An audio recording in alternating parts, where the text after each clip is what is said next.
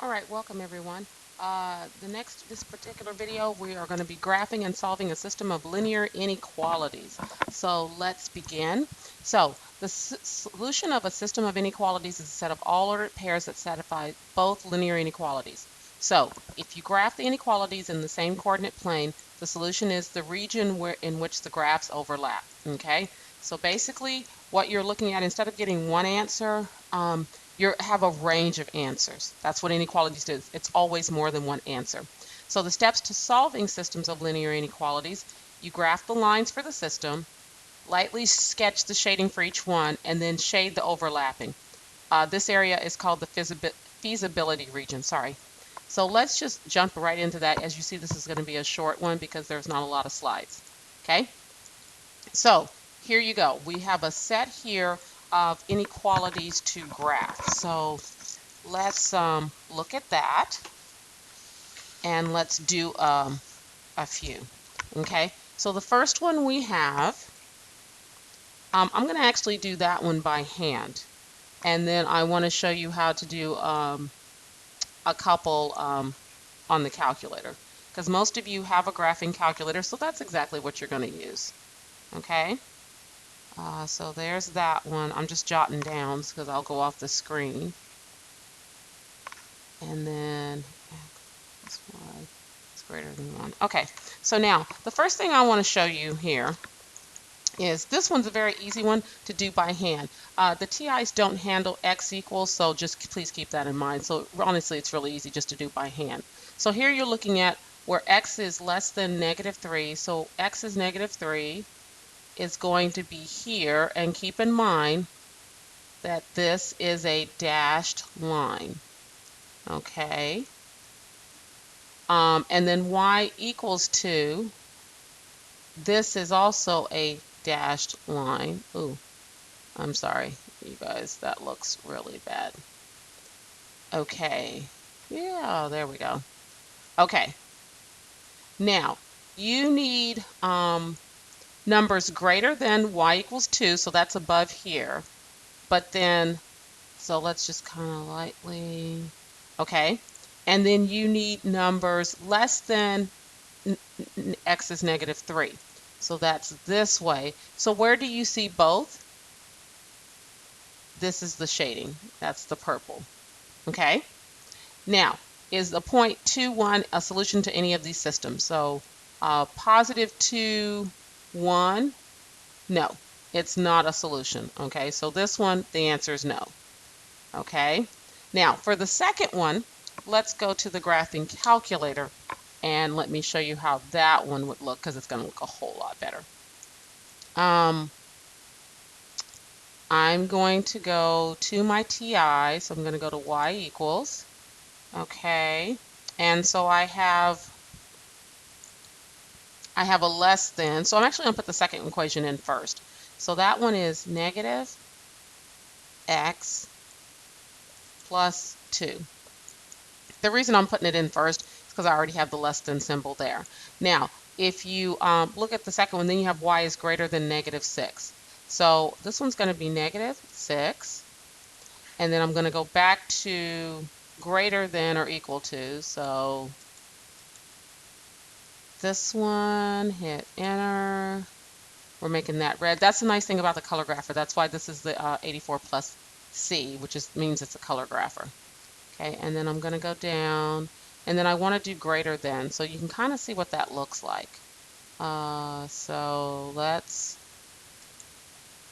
I do this every time. Okay. Okay, and there's the arrow. So, okay, that's less than because it's at the bottom. This is greater than. So now, alrighty. Okay, so now I have them both in. I need to go past that. I'm going to hit enter. And then I'm going to tell it to graph. Now, again, this is the color grapher, so you're going to see. Now, it's graphing that first equation, which is y is less than -x plus 2. Now, on top of that, in red, it's graphing y is greater than or equal to -6, so that's above. So where is the solution? It's the part they have that's both red and blue. So it's here, not including the line, all the way to over here. Okay? Doesn't include this because this is only red, and it doesn't include this because it's only blue. Okay? So you want to keep that in mind. So that's what we're looking at there. Now, let's go back here. Okay, so they want to know, is 0.21 a solution? So let's go back and look at that. So 2 and then 1. Again, not a solution because 2, 1 is here. Guys, so it is not a solution to our graph. It's only this part right here. Now, going back again, this one's already in slope-intercept form, but we need to fix this one. So let's do that. Okay, and so what we're going to have here, I'm just going to subtract x from both sides. And so when you do that, you get y is greater than negative x plus 1. Okay? And so I'm going to jot that down. Y is greater than negative x plus 1. And then we also have y is greater than 2x minus 3. This time I'm going to do it on the Casio so you can see what it looks like, because I want everybody to realize what it looks like. Okay? Let's not pause. Let's just take this and let's stop. Okay. And then I want to, oh, okay. I guess I want to play. Okay. Let's record. We'll just pick it up where it left off. Okay. So guys, I'm going to exit, and now I'm going to actually go up and unselect this one. I'm not going to take it off. I'm just going to unselect it. For those with the Casio, this is how you do it. Okay.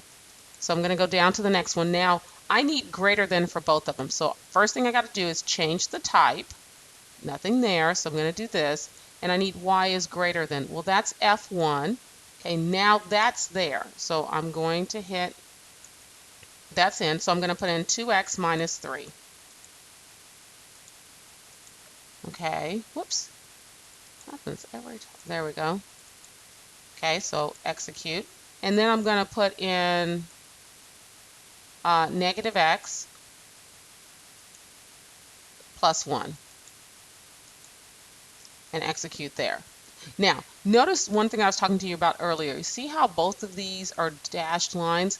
That's a reminder for you that when you do greater than, it is a dashed line. The only time you see the solid is if it has an equal underneath it. So now I'm going to tell it to draw. Now, the nice thing about the Casio is, look at that. You get to see the whole thing. And let's see if I can, let's see.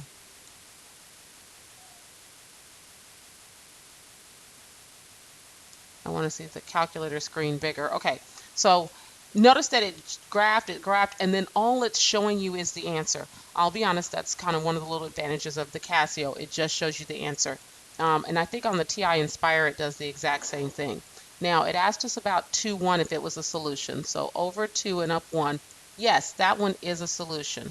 So if we go back here, remember this one was a no. That was not a solution.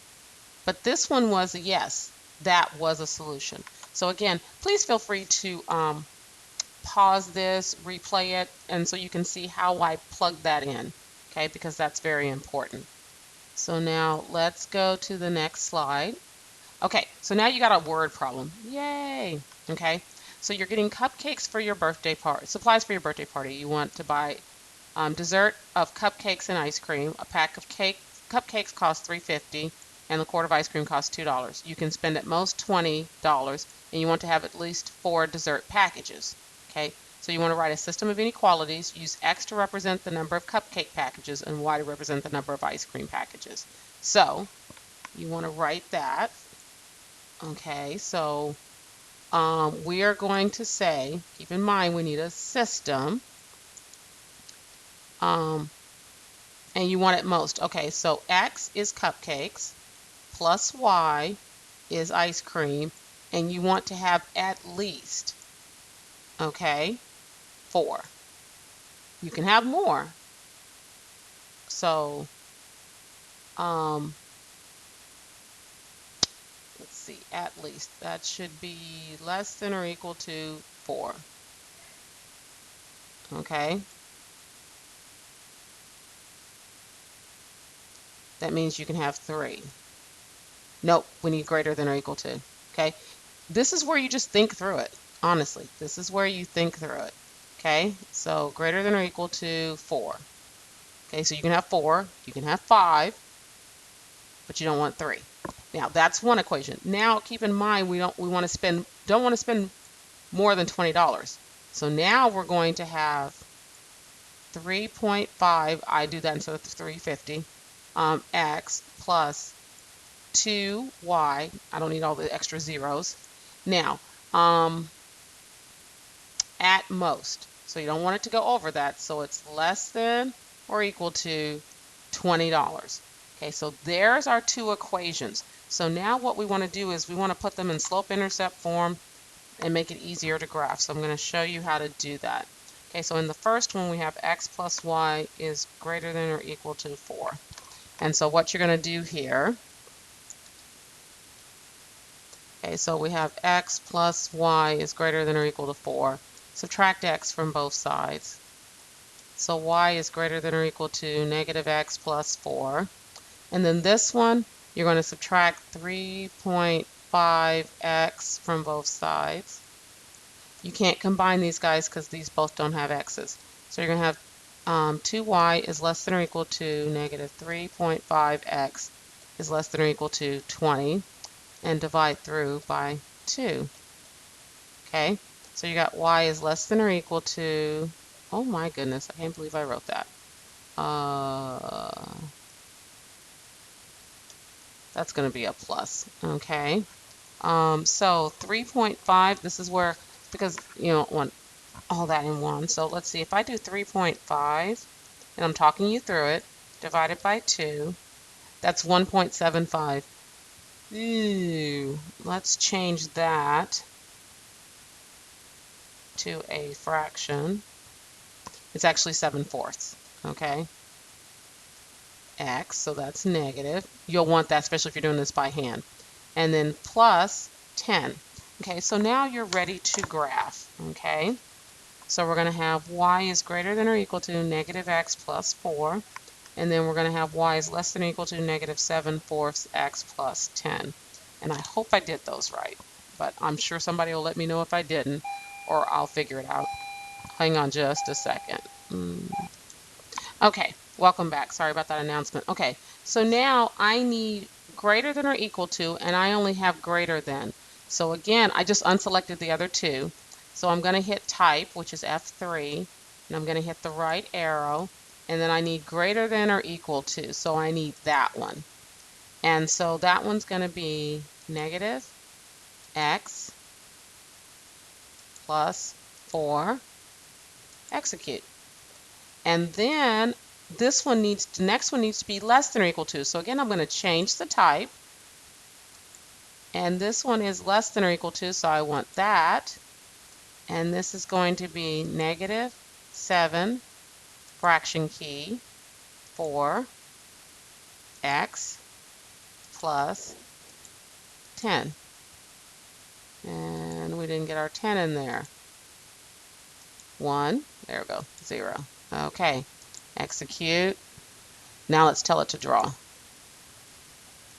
Okay, so what we're looking at is right here, okay? So this little area here is what fulfills both criteria, okay? So let's go back. And so you saw that. That's all I wanted you to see is kind of how that works, okay? Hopefully the screen's not a problem because the light's in here. All right, let's go to the next one. Okay, now here's where you guys practice entering them, okay?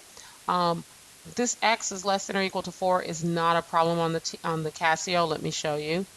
I'm going to exit. And then if you go to type and go to arrow, and then notice all those are all the y's. If you click F6 again, guys, here are all your x's. So just a heads up. On the Casio, it's not a problem. The TIs do not handle x equals, so you kind of have to be wary of that. The newest one, I know there's one of you that has that. I don't think you can fix that. I think that's only on the TI Inspires. that you can fix that. So on the TI, sorry, you're kind of out of luck too. Okay, so these are problems for you to just practice entering it, because that's all it really is. It's just practice. And then here's a few more for you to practice. Again, solve this for y, and then you should have no problem putting it in the calculator. Casio people, you can solve these for x as well. Okay, or at least give it a try. And then here's another page of practice. And so basically that's what you're going to do from here on out, is you're just going to practice these, guys. You're more than welcome to ask questions. I'll be glad to help you, okay? And we will see you on the next video.